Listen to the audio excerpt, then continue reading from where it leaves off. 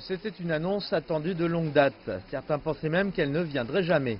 Après plusieurs retards, la commission électorale thaïlandaise a annoncé la date des élections générales. La date des élections générales est officiellement fixée au dimanche 24 mars. Et pour la jeune génération en Thaïlande, ce sera une nouvelle expérience. La dernière élection achevée a eu lieu en 2011 et le gouvernement choisi par un raz-de-marée avait été évincé 3 ans plus tard par un coup d'État militaire. Mais les partis politiques établis se plaignent que cette élection risque de produire un résultat qui ne soit ni libre ni juste. Les limites imposées aux campagnes et à la Chambre haute entièrement sous contrôle militaire restreindront sévèrement tout parti bénéficiant du soutien populaire. Mais ce processus imparfait semble pour beaucoup meilleur que pas de processus du tout. Nous pensons qu'il devrait y avoir suffisamment de pression sociale.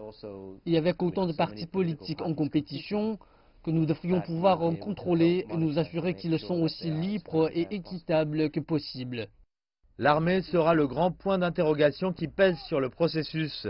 Prayut Chan-o-cha, qui dirigeait le coup d'État en 2014, a tenté d'échanger son treillis militaire pour une veste et une cravate. Et il n'a pas caché son désir de continuer à occuper ce poste de très haut niveau après les élections. Une possibilité forte en vertu de la constitution actuelle, même s'il n'a pas un soutien populaire considérable.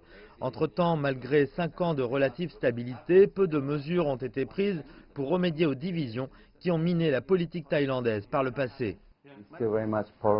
Nous sommes toujours très polarisés en Thaïlande. Nous sommes divisés sur ce que devrait être l'avenir. Vous avez des objectifs différents et une compréhension différente de l'avenir de la Thaïlande et de ses perspectives. Il y a 5 ans, le monument de la démocratie a été endommagé et carbonisé par des combats de rue et des manifestations de masse. Aujourd'hui, il semble bien entretenu, mais reste isolé derrière une clôture de métal que le grand public n'a pas le droit de traverser.